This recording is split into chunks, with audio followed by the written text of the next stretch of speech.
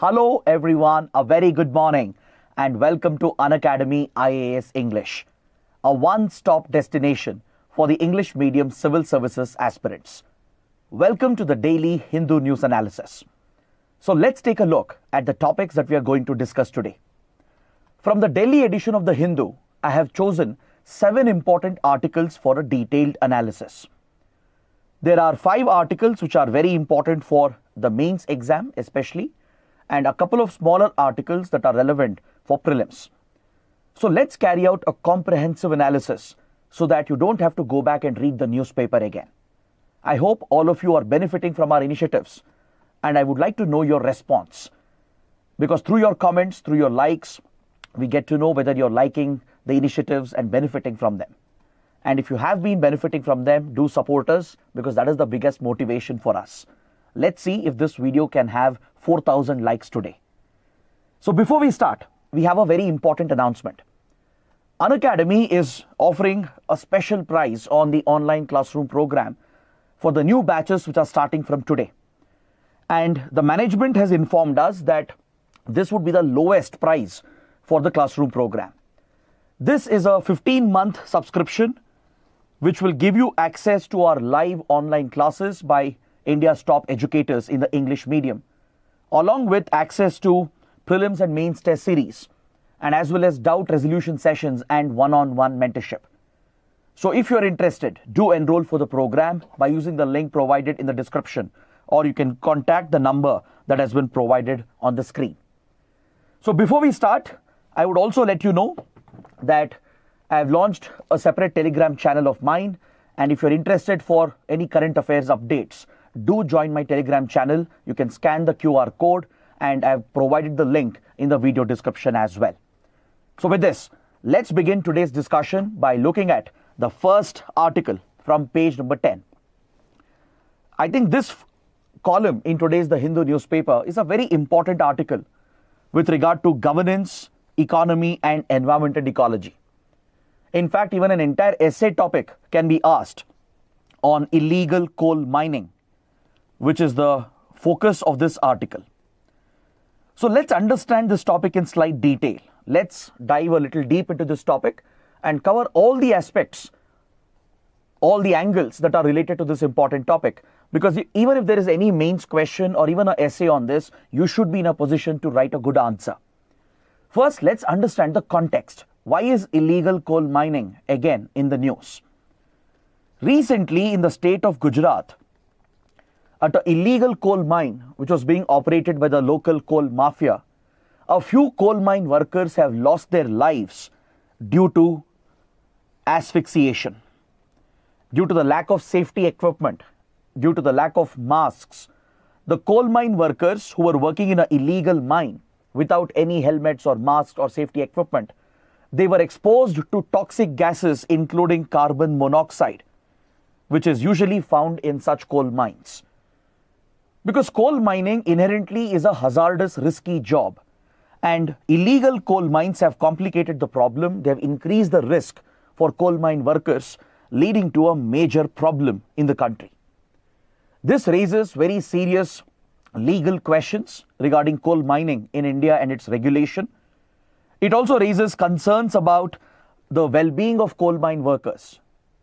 From a social issue, social justice point of view, it raises socio-economic concerns regarding the welfare of the coal mine workers, and also raises environmental concerns, because these illegal coal mines which operate rampantly in our country, they can even lead to severe environmental pollution. So let's explore this topic in detail by understanding the challenges and the problems created by illegal coal mining. See, this tragic incident in Gujarat is not the first time that such deaths are occurring in an illegal coal mine. There have been many previous instances. In fact, in the recent past itself, we had one horrific tragedy in Jharkhand, where several coal mine workers lost their lives due to the collapse of an illegal coal mine. Last year, we had a similar incident in West Bengal. And as well as in Meghalaya, in the northeast of India, you might have read about rat hole mining, which is a type of illegal coal mining, which has led to large-scale loss of lives amongst coal mining workers. So every now and then, India witnesses these incidents, these tragedies occurring, and it's the poor coal mine workers who pay the price. So why aren't the governments acting against them? How difficult is it for, let's say, the central government or the state governments to shut down these illegal mines? To understand this, we need to look at the regulation of coal mining in our country. We should understand the importance of coal as a fossil fuel with regard to our energy security. We need to look at the various aspects, or the legal aspects, the socio-economic aspects, and that is when we will thoroughly understand this important topic. If you look at coal, it is the most abundant fossil fuel found in our country.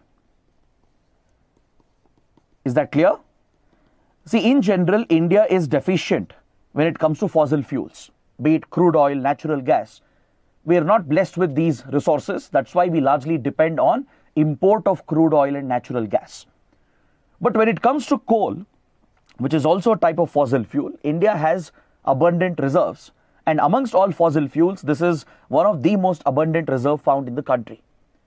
And India has a lot of dependency on coal, especially for power generation, for electricity generation through thermal power plants. And also in the metallurgical industry, that is in the steel manufacturing industry, there is a lot of dependency on coking coal, which is used to produce industrial coke for steel production. So essentially there are two types of coal. You have coking coal used in the steel industry for metallurgical purposes, and non-coking coal, which is used for combustion, either in thermal power plants or also in other industries wherever boilers, geysers have to be operated. So there is a lot of demand for coal in our country, essentially. If you look at our energy sector, the power sector, almost 55% of our electricity is coming from thermal power plants. Is this clear? Even though we are adopting cleaner forms of energy from solar to wind to nuclear power, we still have a lot of dependency on coal-based thermal power plants, and more than 50% of our electricity generated is still coming from thermal power plants. So when there is such a massive demand for coal, obviously there will be illegal mines which will prop up, which will be operated by these coal mafias. But however, you might have heard that in the Indian economy, coal being a precious resource, it has been nationalized, meaning there is a state monopoly. Coal mining has been nationalized, and Coal India Limited almost has a monopoly on mining of coal. So if you look at the history of regulation of coal mining, you will notice that in the 1970s, the then Indira Gandhi government nationalized coal mining in 1973 through the Coal Mines Nationalization Act. Coking coal was nationalized in 1971-72 through a government notification, and later non-coking coal mining was also nationalized in 1973, and these were streamlined through the Coal Mine Nationalization Act of 1973. Despite the nationalization and despite the state monopoly in coal mining, there are a lot of inefficiencies in the sector. Primarily because Coal India Limited has a lot of red tapeism. It has failed to tap the coal reserves present in the country. It has failed to meet the demand that is present in the market. So it's only natural that illegal mines will prop up everywhere, especially where coal reserves are found in large quantities. In states like Meghalaya, Jharkhand, West Bengal, there are coal seams which are easily accessible from the surface. Because of the higher concentration of low-grade coal, it is easily accessible right from the surface. With just a little bit of digging and excavation, you will be able to extract the coal that is present. So in these states in particular, where coal seams are present near the surface, we find that illegal mining is very rampant. Because illegal mining is cheaper, easier to operate.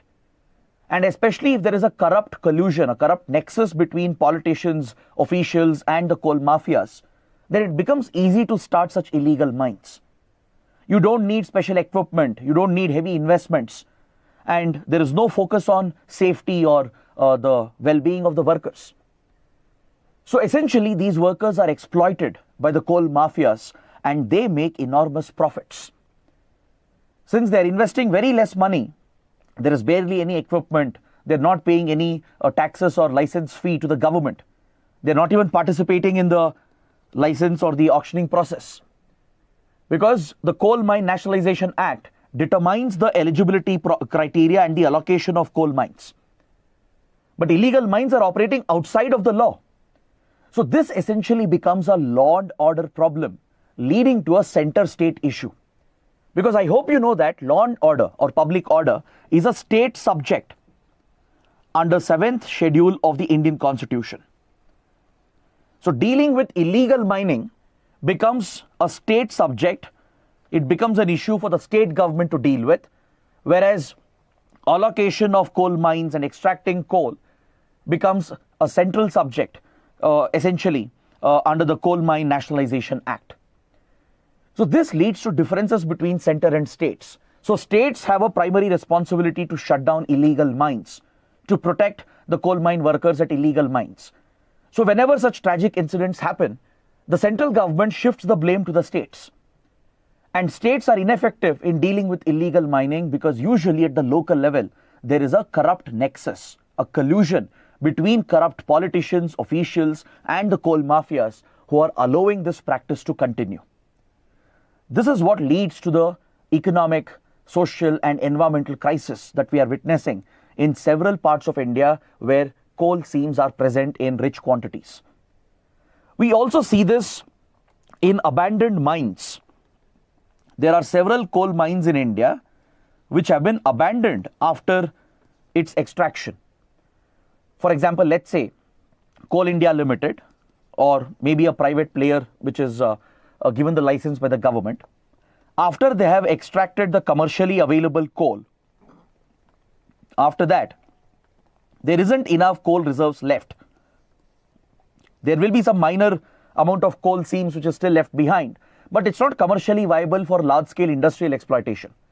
So such old mines are abandoned by the mining companies. So after that, these abandoned mines are taken over by coal mafias and they start extracting whatever coal traces are left through illegal mining route.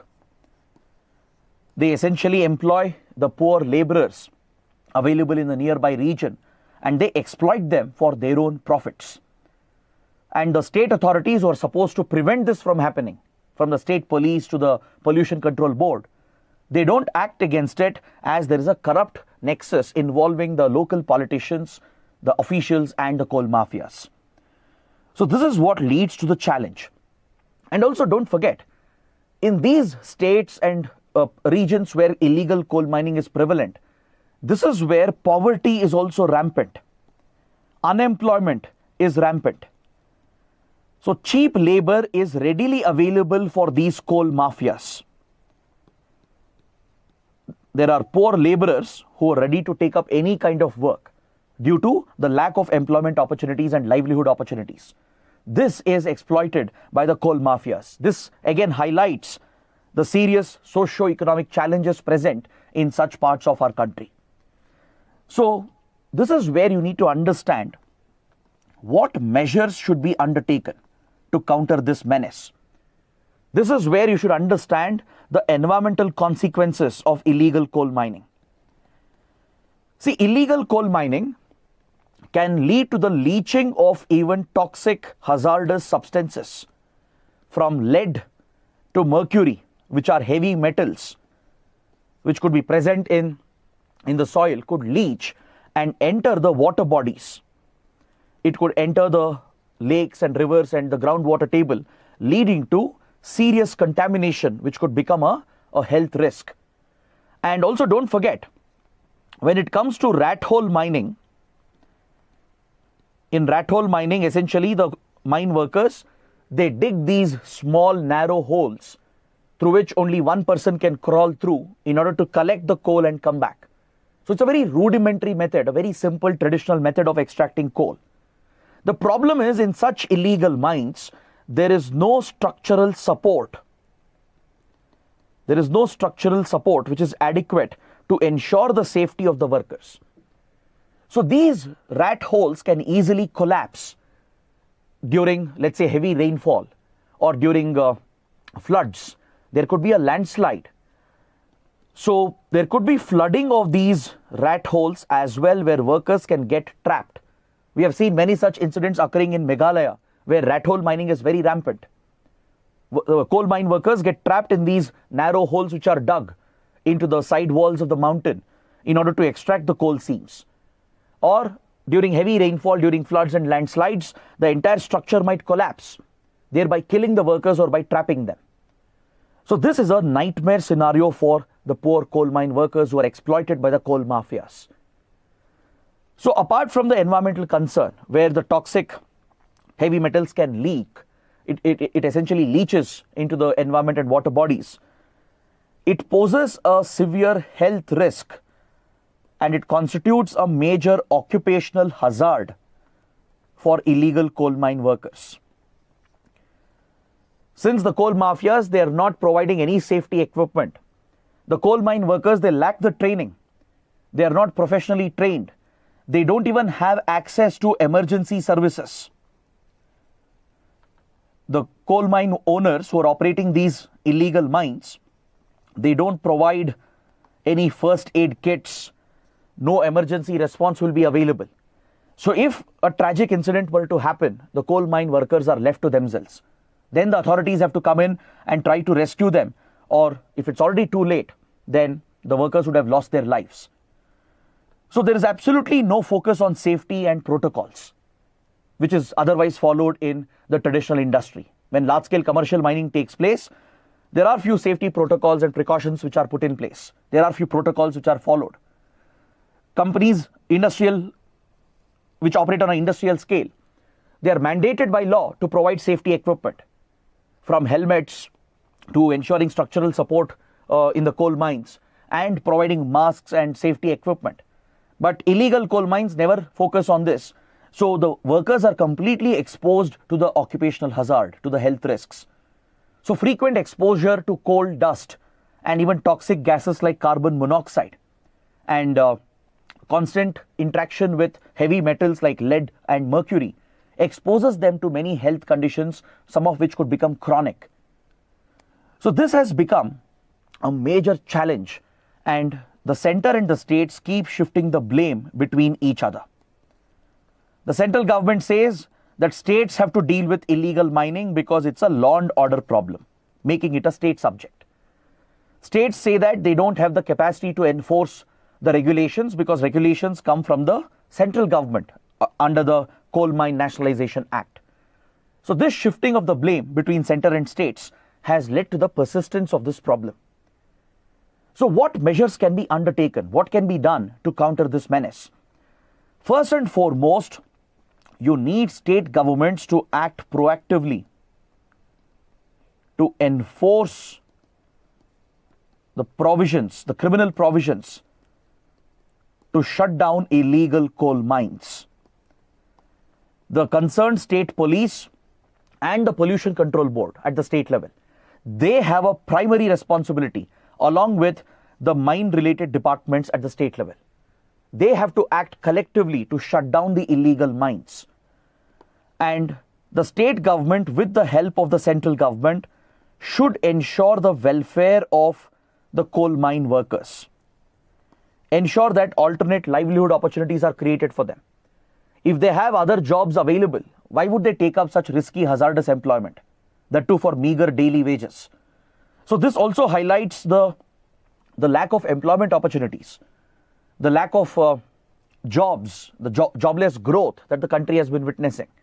That's what pushes several poor families in these areas of Jharkhand, West Bengal, Meghalaya, even in parts of Gujarat, to take up such hazardous employment. So it is essential to shut down these illegal mines. The state, of course, has the primary responsibility. It is a law and order problem. The center has to assist the states, enforce stricter regulations. Even the Central Pollution Control Board and the Ministry of Mines, they can enforce restrictions, ensuring that these coal mafias are shut down. Right? This requires collective effort by both center and the states. And the center and states have to work on creating job opportunities, focus on the welfare of the coal workers. Because today, thousands of people are dependent on it. In fact, it has created a local economy of its own. So if these coal mines are shut down, where will they find jobs? So alternate job opportunities will have to be created. So if these steps are undertaken, then we can counter the menace of illegal coal mining. So let's take up a practice question. Let's see what kind of question can be asked, and I'll discuss a model answer as well. I'll help you develop an approach towards answer writing. The question says illegal coal mining in India has been rampant. In the light of the statement, examine the risks posed by it. So it's clearly a straightforward question. So in the introduction, you can talk about a recent tragic incident as an example, as a real world example, to highlight the risks and hazards associated with illegal coal mining. Is that clear? You need to set the context, because the question opens with a statement which says illegal coal mining has been rampant in our country. So you can start with a real world example of a tragic incident to highlight the risks associated with illegal coal mining right at the beginning. Because see, when you're writing a mains answer, right, you have a strict word limit. More importantly, your time is very precious. You can't write unnecessary points, even though they might be correct. So you need to stick to the given question and ensure that you write the best possible answer to do justice to the question that has been asked. So this can be one of the opening statements in the introduction, or you can talk about the significance of coal in India and why illegal coal mines prevail in our country. You can provide a slightly elaborate introduction, maybe in 5 to 6 lines. You can explain that coal is very crucial for thermal power generation, for the steel industry. There is a lot of demand, but nationalization has affected efficiency. So there is a shortage of supply. So this creates a ground for illegal coal mines to flourish. So again, you're setting a great context. You're giving an economic explanation as to why illegal coal mines flourish in our country. So both of them can be a good introduction. Then in the body, talk about the risks. The focus of the question is on the risks posed by illegal coal mining. First, always talk about the human risk. Even before you discuss the environmental and economic risks, talk about the human risk associated. The human cost is much more important. Discuss the plight of the workers who are exploited by the coal mafias, the corrupt nexus that exists at the ground level, the lack of safety equipment and protocols, and how accidents keep happening, from flooding to landslides to collapse of mines and inhalation of toxic gases. Mention some examples if you are aware of it, which will help you substantiate your answer. And then talk about the environmental risk and economic risk. Environmental risk, of course, is pollution, the leaching of toxic heavy metals, right, into water bodies and the soil, and also discuss the economic risk, because this could allow criminal gangs to flourish as well. There is a link between organized criminal mafias and the illegal coal mining mafias. It could bring black money into politics, because some of the politicians and officials are taking bribes. So talk about the economic risks, including the loss of revenue that happens to the state. Correct? And discuss the measures needed. Discuss the measures needed. Maybe this could be part of your conclusion itself. You can conclude your answer, because it's a 10-mark question. You can conclude the answer by talking about the need for strict regulation, how states have to deal with this primarily as it's a law and order subject, and how states have to shut down the illegal mines. You can point out that center and states, they should stop shifting the blame, and the center should help the states in enforcing the ban and in shutting down the illegal mines. We need to make use of all the provisions available under the law. Is that clear? So provide a conclusion on these grounds that the illegal mines have to be shut down, and also mention that alternate job opportunities should be created. It clearly points to an employment crisis where the center also becomes accountable. right? We are witnessing jobless growth for many decades, especially the poor people, the youth in our country, right, who may not have received very good higher education. They're struggling to find jobs. So this jobless growth is pushing the poor families to take up hazardous employment like working in illegal coal mines. So creating alternate job opportunities and providing for welfare of people in these areas is going to be critical. So that would be a very good conclusion for your answer. In a way, you're providing the suggestions, the solutions to solve this issue. Right? In any question which is raising a governance related issue, you need to provide solutions. You need to provide a way forward. That is what UPSC will expect from you. Now let's look at another important and interesting article related to economy and even social issues on page number 8. Recently, I'm sure many of you would have heard, the Karnataka government brought out a very controversial bill, popularly called the Karnataka Reservation Bill. Officially, it's called the Karnataka State Employment of Local Candidates in the Industries, Factories and Other Establishments Bill 2024. So this bill proposed reservation for local candidates when it comes to employment in various industries, factories and commercial establishments. The bill correctly attracted a lot of criticism, especially from industry leaders and from startup founders, many of whom are based out of Bengaluru. They strongly criticized the bill as it goes against the very ethos of the Indian Constitution. See, under the bill, the Karnataka government had proposed that in management roles, 50% of the positions should be filled by local candidates who are domiciled in Karnataka. Either those who are born and settled in Karnataka or those who are residing in Karnataka for a certain number of years. In non-management roles, 75% reservation for locals was proposed. Correct? So this definitely attracted a lot of controversy. In Karnataka, there were many who were supporting it as well, especially political parties and a few civil society groups and Kannada organizations who stand for local issues and the local people. They supported the reservation bill. Obviously, the government would not have proposed the bill if there wasn't adequate political support at the ground level. That clearly indicates that there is some element of support for such a bill to be taken up. At the same time, there was a lot of criticism against the government from industry leaders and from experts as well, that such a bill will defeat the purpose of a free economy. It could adversely affect the investment climate in Karnataka, which is a major investment destination. Be it Indian companies and investors or even foreign investors, they look at Karnataka and especially Bengaluru as a very hot investment destination. So if such restrictive and narrow-minded policies are brought in, this would restrict the availability of the right talent pool for the industry, especially where high-skilled jobs are involved. Now, for example, let me just give you a scenario where, let's say in a restaurant, right? For example, let's say you need a specialist cook. You need someone who can cook a specialty dish. Now, will you employ a chef based on whether they're domiciled in Karnataka or somewhere else, or will you employ the cook based on his skill in cooking that specialty dish, right? Maybe someone who doesn't specialize in cooking that dish will never be able to bring the same taste and quality, right? So enforcing such norms is never conducive in a free market. Imagine high-skilled jobs, since the bill talked about reservation in management roles up to 50%.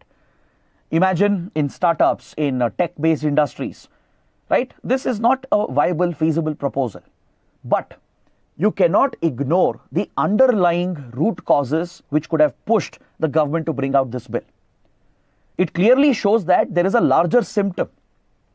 This alone is not the problem. The bill in itself is not the problem, right? Behind the bill, there are few signs, few symptoms which you need to read carefully to understand the socio-economic realities present on the ground. Now, let me present a similar global context. In many countries like US and Europe, you might have heard that the locals are strongly opposed to immigration, both legal and illegal immigration. Of course, they are opposed to illegal migration, but there is a lot of resentment, a lot of hatred also which has developed against immigrant workers, even if they have come through the legal route.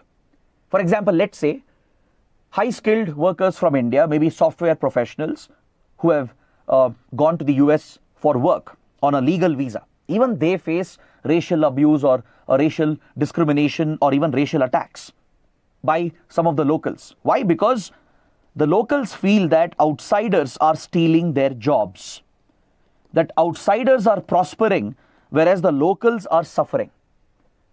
We are seeing a similar sentiment across Europe, right? Not just against illegal migrants.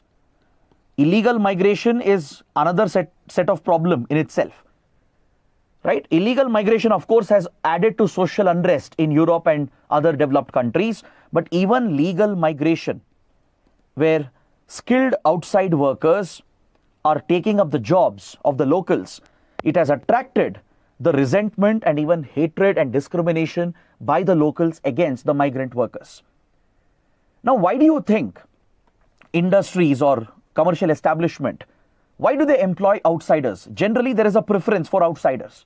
It's because this would be cheaper labor for them. Be it the unskilled work at the bottom layer of the economy or be it the high-skilled work. Compared to locals, outsiders will be ready to settle for a lower package, a lower compensation. So clearly there is a profit motive involved for the industries and commercial establishment. And honestly, there's nothing wrong with that. Private enterprise is obviously driven by the profit motive, right? So driven by the profit motive, industries would prefer to cut their costs. So they will prefer outsiders. You look at these markets in US and European Union, right? In these developed economies, from unskilled jobs to highly skilled jobs, most commercial establishment industries, they often prefer outsiders, irrespective of whether they are legal migrants or illegal migrants.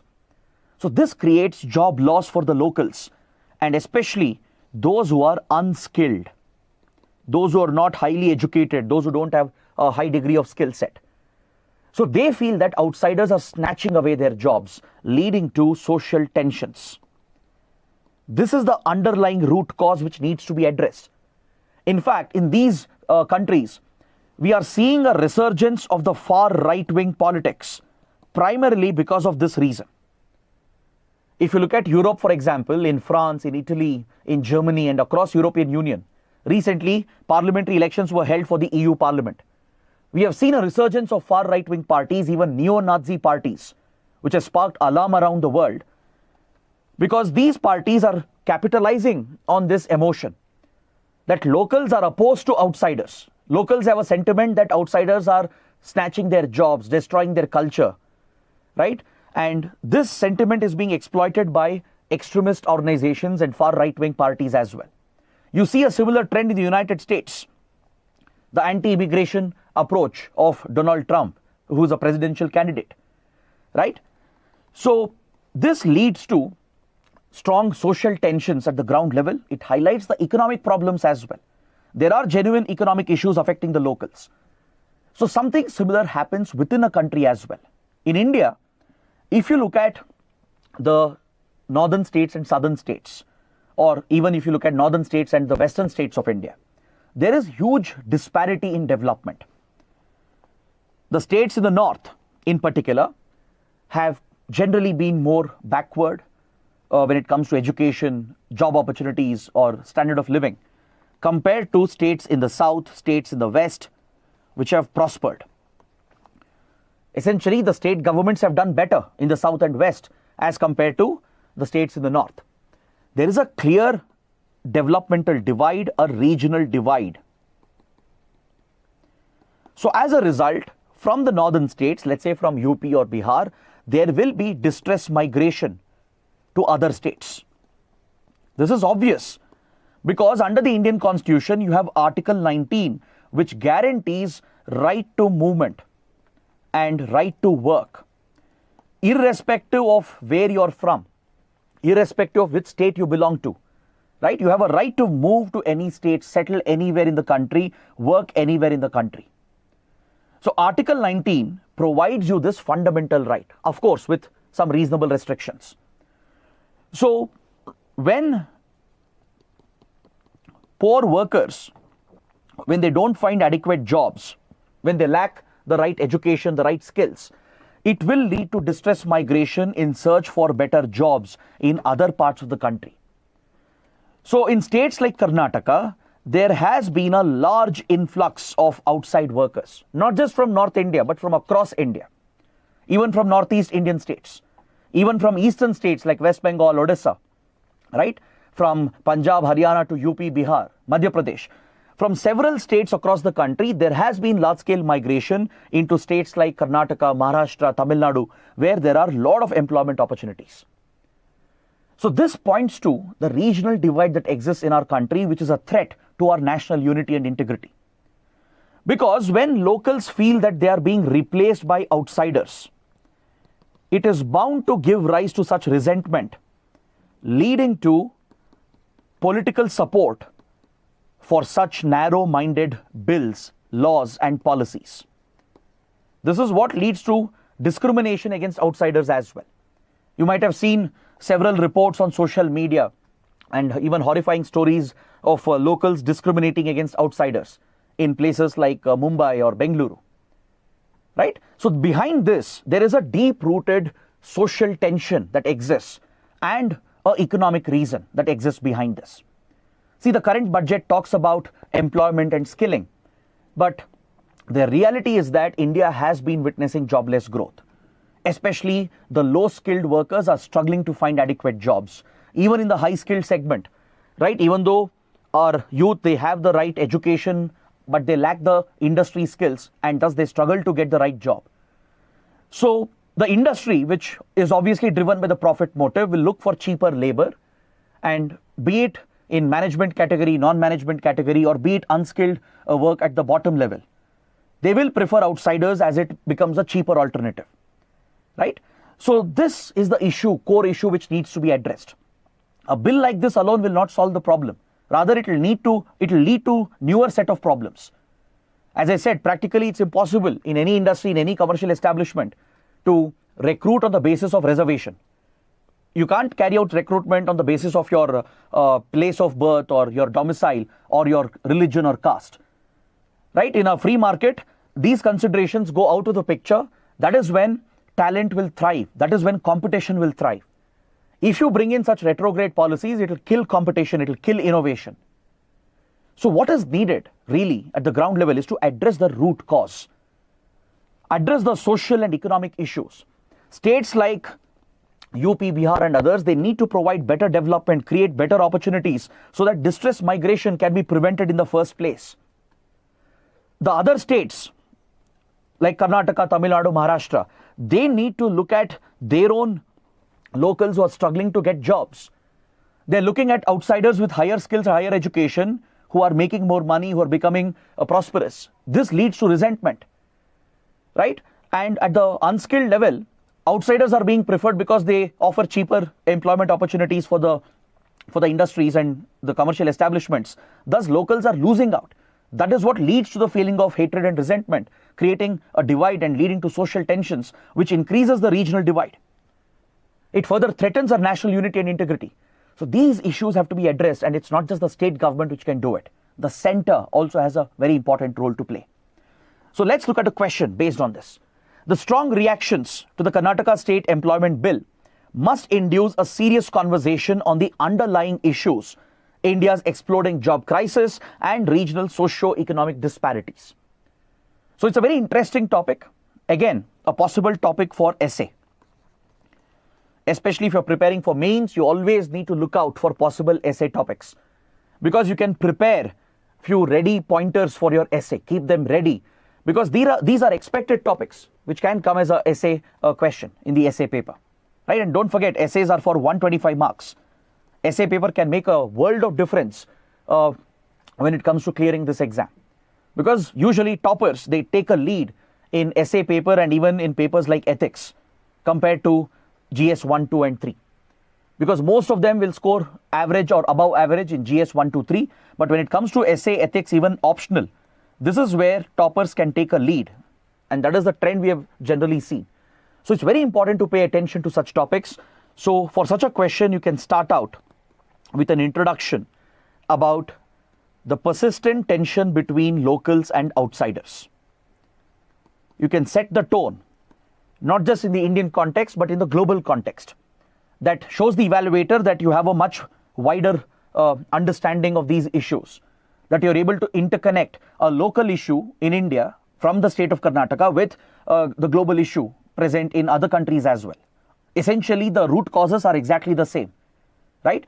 So by interconnecting the two, you're setting a great context, showing the evaluator that you have wider knowledge of this topic.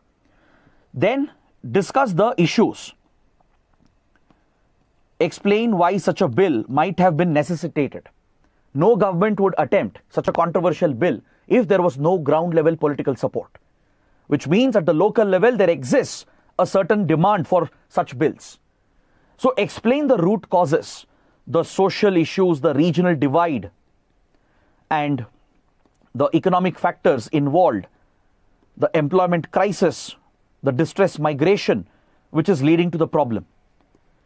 Right? Whatever we discussed earlier, bring them out in a structured manner, mention them point-wise with some relevant examples, and then conclude your answer. In the conclusion, you can talk about a way forward. You can suggest that there is a need for strengthening national unity and integrity. We can't allow regional divides to break the country. Right? Such quota, such reservation could be detrimental to our economy. So the government has to work with industries. The industries also have to be mindful. Industries have a responsibility. Industries need to give some priority for locals as well to ensure that these issues are addressed at the grassroots.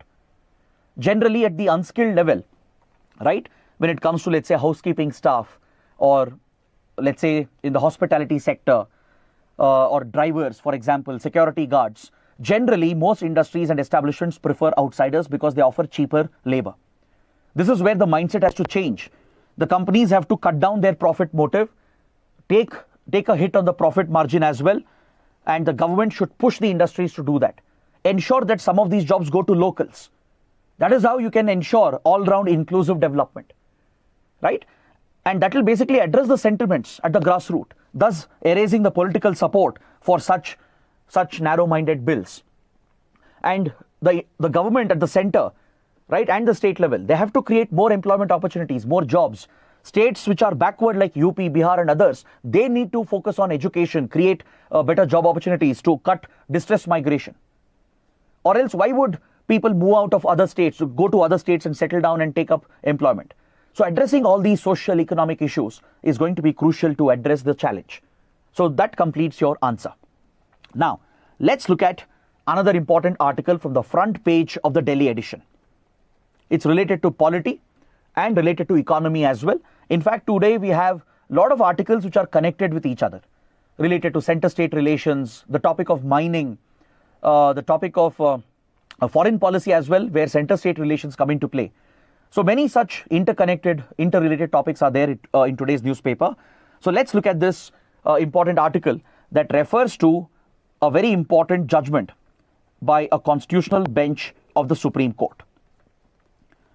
A 9-judge constitution bench of the Supreme Court has ruled on the right of state governments to levy taxes on mining.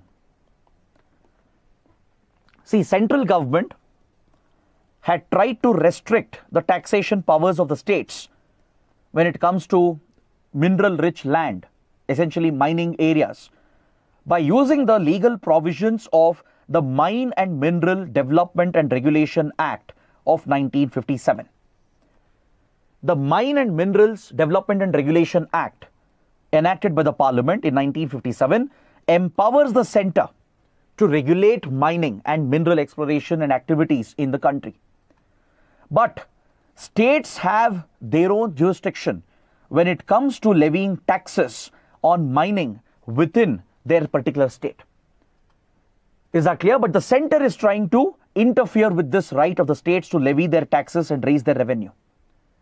So this is where a legal standoff occurred between center and states. It started with a case in Tamil Nadu, and right now the issue has been brought up by many mining companies and state governments, and collectively all these petitions were merged by the Supreme Court, and a 9-judge constitution bench took up this particular case. So here the court was examining what are the rights of the states under the constitution, under the existing laws, when it comes to levying such taxes on mineral-rich land? Can the center interfere? If there is a central law that allows the center to restrict the right of the states, can the center interfere? These were the key questions which were being examined. But the majority judgment, which was delivered in a 8:1 ratio, 8 judges, they backed the majority judgment. They argued that states have a constitutional right to levy taxes on mining projects. What is the constitutional basis for this? You need to look at Article 249 and the 7th schedule of the Indian Constitution. This divides the jurisdiction between the union and states. The subjects are divided into union list, the state list, and the concurrent list. So there are few subjects that find a mention, that find an entry on the union list where the central government has exclusive jurisdiction. There are few subjects placed on the state list which are under the exclusive domain of the state government, and there are few areas where state and union, they enjoy concurrent jurisdiction. Both union and states enjoy concurrent jurisdiction, and eventually if there is a clash, the union will prevail over the states. Anything that falls outside of this, right, would fall under again the center's jurisdiction as part of its residuary powers. Any residuary left behind subject would obviously fall under the union. So this is what the constitution states. Now if you look at the state list, if you look at entry number 49 on the state list, it clearly states that state governments and legislatures have a right, a constitutional right, to levy taxes to collect revenue.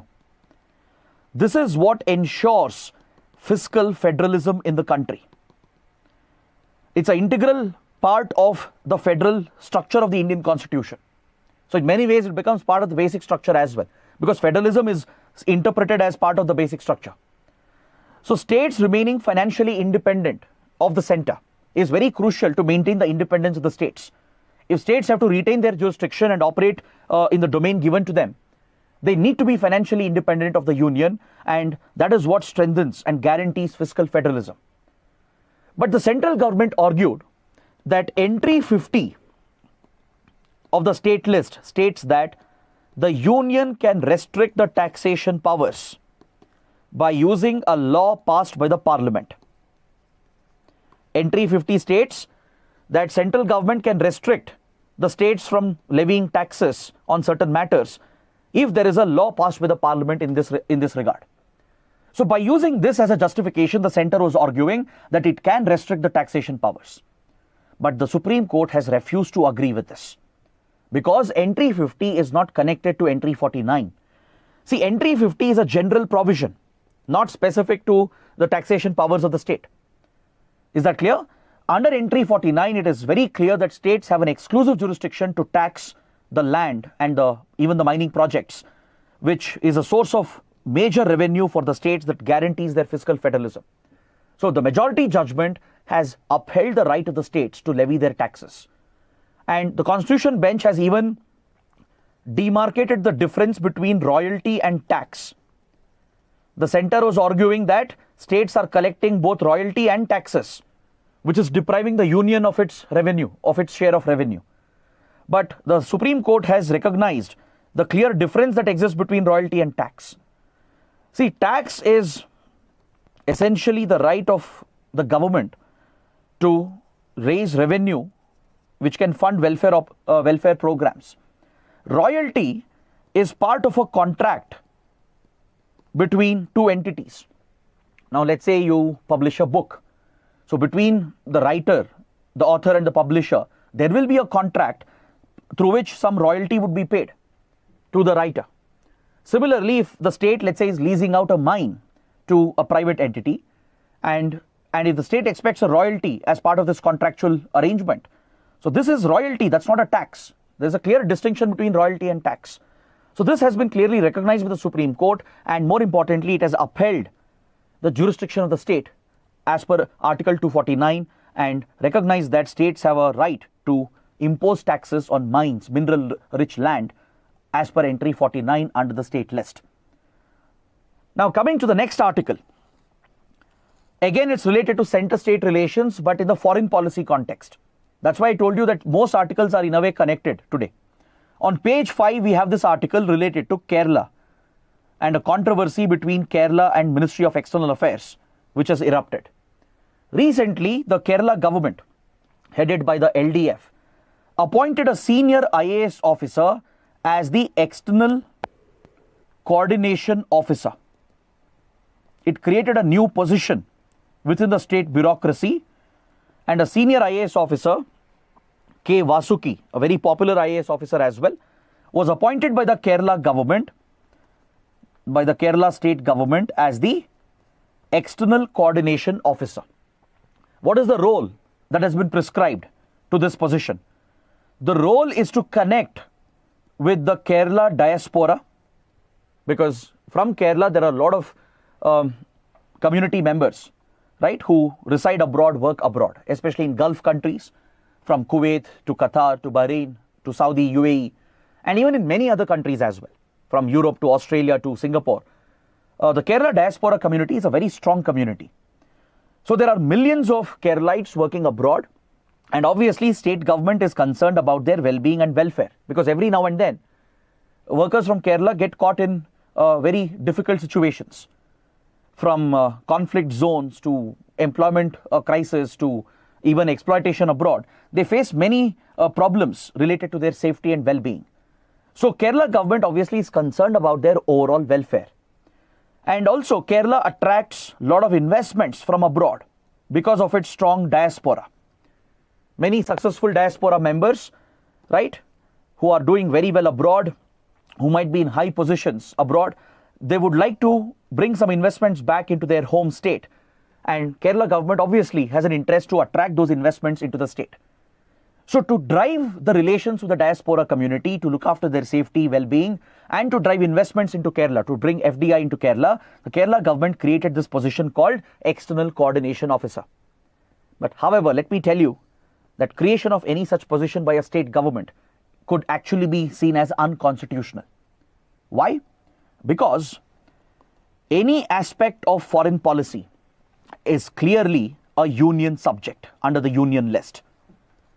Again, if you go back to 7th schedule, Article 249, union subject such as foreign policy is entirely under the domain of the central government. So the concerned nodal ministry, Ministry of External Affairs, is the sole authority when it comes to India's external relations or foreign relations. State governments have absolutely no jurisdiction when it comes to any foreign policy matter. Be it the well-being of the diaspora, be it attracting foreign investments. States are stakeholders, but they don't have a jurisdiction here. Of course, the center will consult the states whenever key foreign policy decisions have to be taken, especially if certain states are going to be impacted by a foreign policy decision. The MEA will consult with the states. It will try to build consensus. It will try to get their opinion. But states can't have their own jurisdiction. They can't run any aspect of foreign policy on their own without involving the center or keeping the center out of it. It would be blatantly unconstitutional as well. And that is exactly what MEA has pointed out. The center has criticized the Kerala government for creating this position. And it has clearly pointed out that this is unconstitutional. Because foreign policy, India's relations with foreign countries includes the well-being of the diaspora, attraction of FDI into the country. It all falls under the domain of the union list, clearly under the sole authority of the MEA. Now, this issue in foreign policy between center and states has come up regularly. There have been instances where states have meddled with foreign policy, even though they shouldn't be doing that. For example, under coalition governments, where regional coalition partners have a direct influence on the center, these regional parties which have been in power at the state level, they have influenced India's foreign policy in several instances. For example, if you look at the Teesta water issue between India and Bangladesh, the then Manmohan Singh government had finalized the Teesta water agreement, and it was in India's interest It was in the interest of friendly India-Bangladesh relations to finalize and sign the Teesta water sharing agreement. But the then Trinamool Congress government in West Bengal and the regional parties in West Bengal, and even the regional units of the national parties like BJP and Congress, they all opposed the signing of the water sharing agreement. The Trinamool Congress, which was a key coalition partner in the then UPA, threatened to pull out if the Manmohan Singh government went ahead with the agreement. So thus, state level regional politics and coalition politics derailed India's relations with Bangladesh. We have seen something similar happen in India-Sri Lanka relations from Tamil Nadu. Regional political pressure from Tamil Nadu has always had a strong influence on our ties with Sri Lanka. Of course, domestic factors play a role in diplomacy. States are stakeholders. No one is denying that. States will have concerns. They will have certain demands and issues with regard to foreign policy as well. So center will have to consult with them in a federal structure, get their opinions. But center should not be guided, or it should not be completely bound by the demands of the states when it comes to foreign policy, because it is entirely a union subject. So when it comes to our policy towards Sri Lanka, during many instances, the regional politics in Tamil Nadu has adversely influenced our decisions with regard to Sri Lanka. When Sri Lanka was facing charges of human rights violations at UN Human Rights Council, the then Manmohan Singh government wanted to protect the Sri Lankan government because this was international interference from Western powers. India also knew if India doesn't support Sri Lanka, China would, and thus China would exert its influence. But at the last minute, coalition politics and regional political pressure, primarily from DMK, which was a key coalition partner in the UPA, pushed the Indian government to change its vote at the last minute, and we ended up voting against Sri Lanka. So this affected our ties with the Sri Lankan government, created an opening for China to step in and take over the influence from India. So there are serious implications when states interfere with foreign policy. That is why our constitution framers, they have clearly kept foreign policy as a union subject. States, of course, have a role. They do play a constructive role. They are stakeholders. They have concerns. They have demands. But that can't be a definitive factor. Center has to determine the foreign policy of the nation. So the MEA is absolutely right in this regard that Kerala can't create this position called External Coordination Officer. Right? It is simply not constitutional. Now coming to another important article on page 12 related to India-China relations. We have an update on the ongoing border standoff in Ladakh.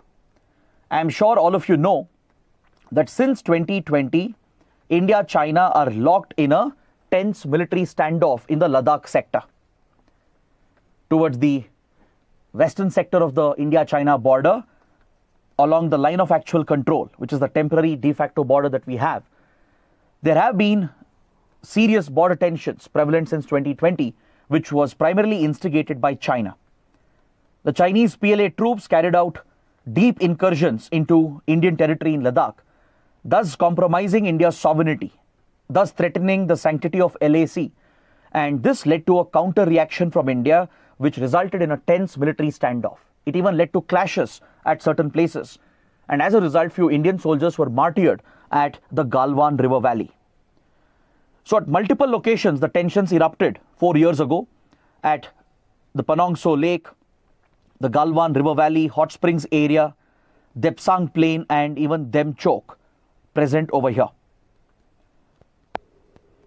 So it was at Galwan River Valley that there was a clash between Indian and Chinese troops where 20 Indian soldiers were martyred along with few PLA soldiers being killed. This was the biggest escalation we had seen in many decades.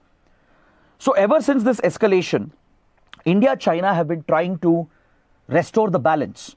They've been trying to engage in talks as per the border agreements signed between India-China in the 1990s in order to de-escalate from the situation and to disengage from the standoff.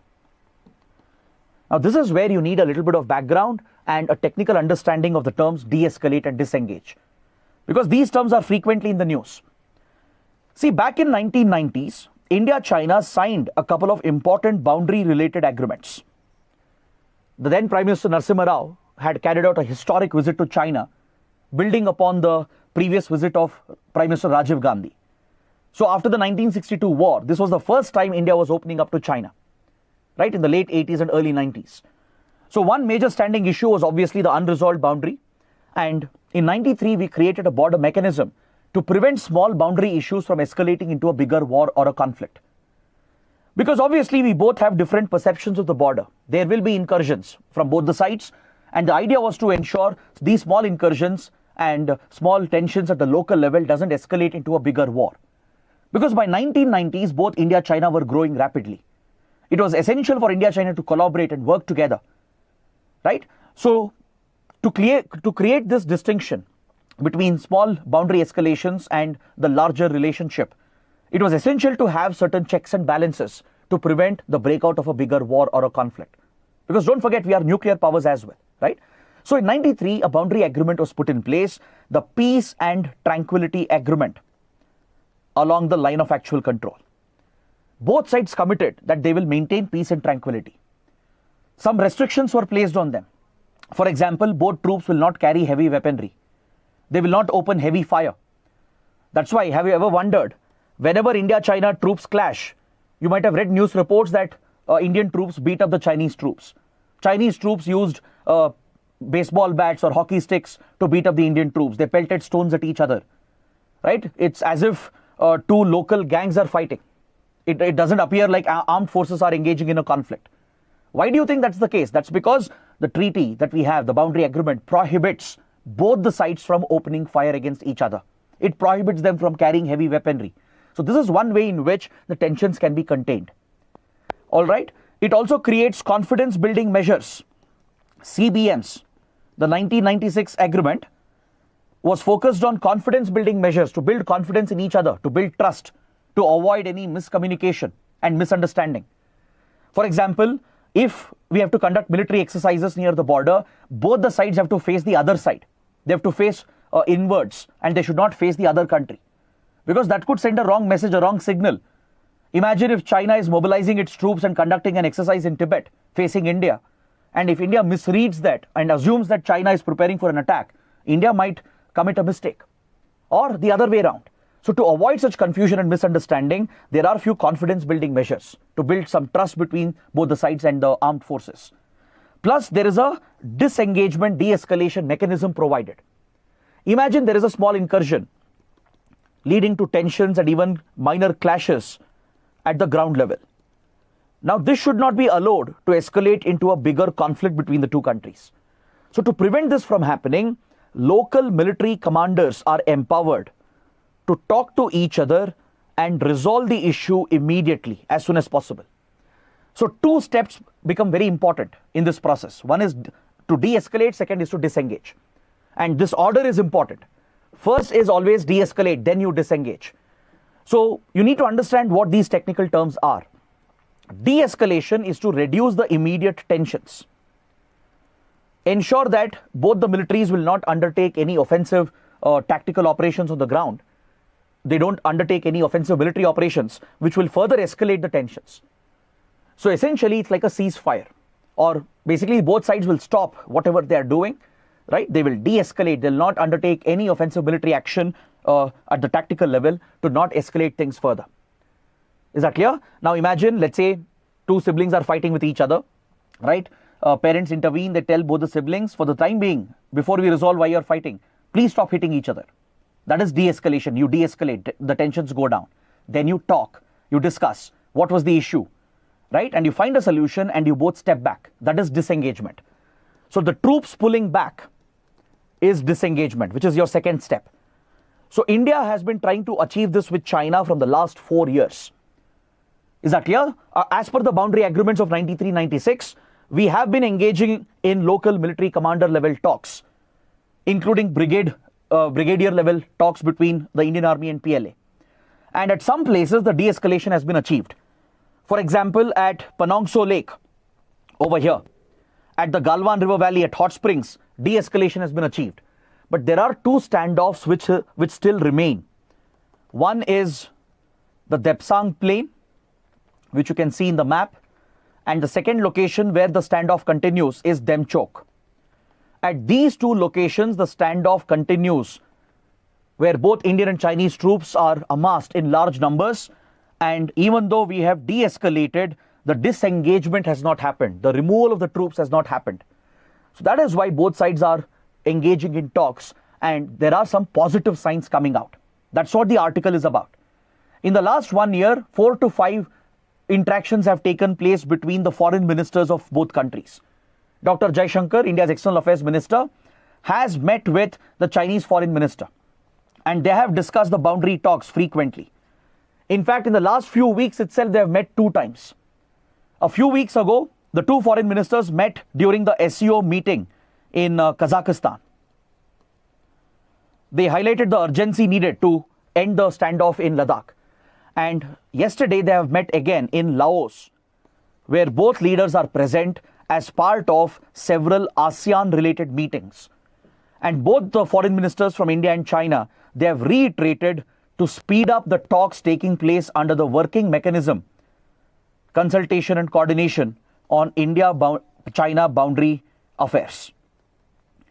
To deal with India-China border affairs or boundary affairs, there is a working mechanism to carry out consultation and coordination. So these talks are taking place, and there is some hope that the situation will be settled, and most likely both sides will step back and they will de-escalate. So not just de-escalation, they will achieve a disengagement as well at Depsang and Demchok. Now, why is this happening all of a sudden? It's been pending from 4 years, but why all of a sudden? There appears to be a reason, and it is an economic reason. If you look at this year's economic survey, it talks about the need to bring back FDI from China to drive India's economic growth and infrastructure development. If you remember, when the clashes broke out in 2020, India reacted and imposed economic blockade on China. We cut off Chinese FDI into the Indian market. We banned many Chinese applications and even restricted few Chinese imports. In fact, many Chinese companies operating in India, they shut down as well. Now, recently, if you remember, there was a major development. The popular apparel retail company, Shine, from China, has entered into a collaboration with India's Reliance. This marks the re-entry of this Chinese company. For this company, India is a huge market. Plus, there are many Chinese investors and large companies that play a critical role in our power sector, in our automotive engineering sector, and as well as in mobile and telecom industry. So economic survey this year, presented just few days ago, talks about bringing back Chinese FDI, which means the government probably is looking at relaxing the restrictions to revive the economic relations, because India-China economic ties are absolutely crucial. So money always plays a big role when it comes to wars and conflicts. Either it will fuel wars and conflicts, or it will prevent wars and conflicts. So India-China both will suffer as the tensions continue. So it's most likely that India-China will very quickly resolve the remaining issues. It appears that there are some positive signs, right? And that is the update we get from this important article. Now, coming to the last section, right? We will wrap up the discussion in few minutes. Let's look at this article from page 12 that is related to the proposed amendments, constitutional amendments to the 6th schedule of the Indian Constitution. The 6th schedule is a very special provision in our Constitution that provides for autonomy to tribal districts in 4 states, in 4 northeastern states, that is Assam, Tripura, Meghalaya, and Mizoram.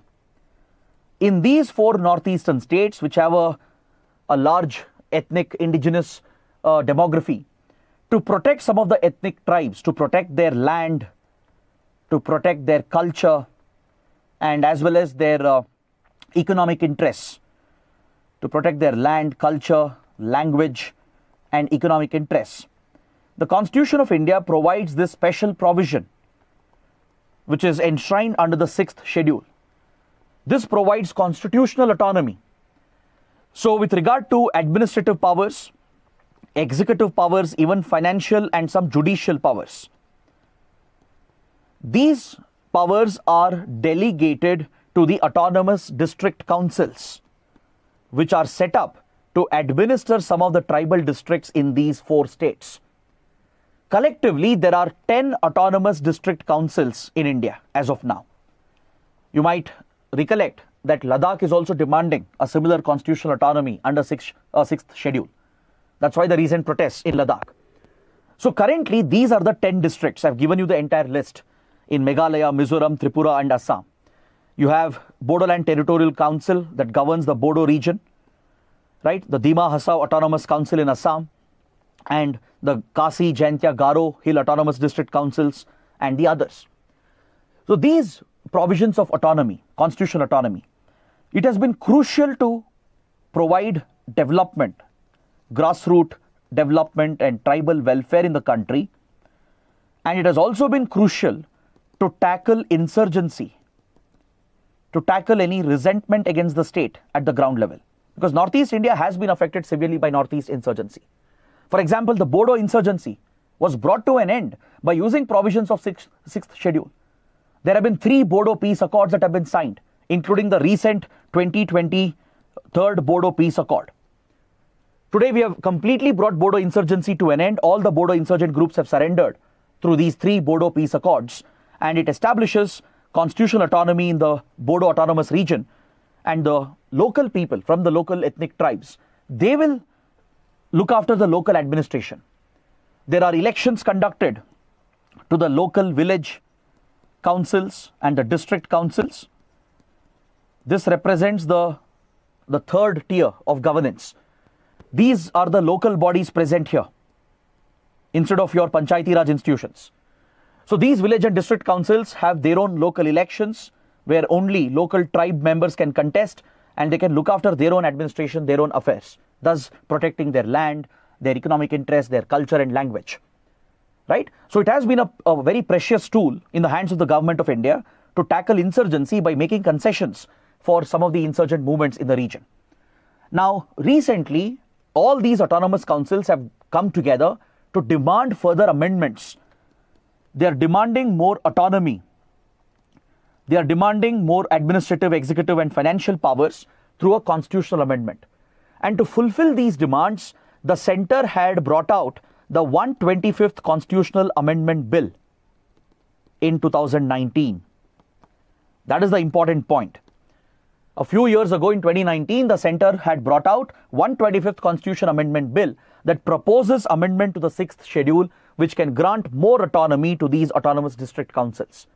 But unfortunately, it has been pending since then. So that is why the centre, the Home Ministry, has appointed a committee to review the delay in implementation of these constitutional changes. The Constitutional Amendment Bill has not been enacted by the Parliament due to opposition in the Parliament. Right? With regard to the provisions proposed, there are concerns. And as a result, the bill has been delayed. It has been pending from a long time. So now the MHA has constituted a committee under Nityanand Rai, the MOS in Home Ministry. And the committee will review why the delay has occurred. It will work with all the stakeholders to push this constitutional amendment to the 6th schedule. So in the coming days, we will have more updates on this. We will cover this topic in more detail. Coming to the last article for today, on page 14, we have this article related to the Model Skill Loan Scheme, which was recently announced in the budget as well. So under the scheme, credit is provided, loans are provided for the youth to avail of high skilling courses. The idea is to allow the youth opportunities to access high skilling so that they can get better employment opportunities. So under this scheme called the Credit Guarantee Fund Scheme for Skill Development, this is actually an earlier scheme launched in 2015. So it's already been 9 years since the scheme was implemented. So under the Credit Guarantee Fund Scheme for Skill Development, eligible youth can apply for loans and they would get loans up to 1.5 lakh rupees.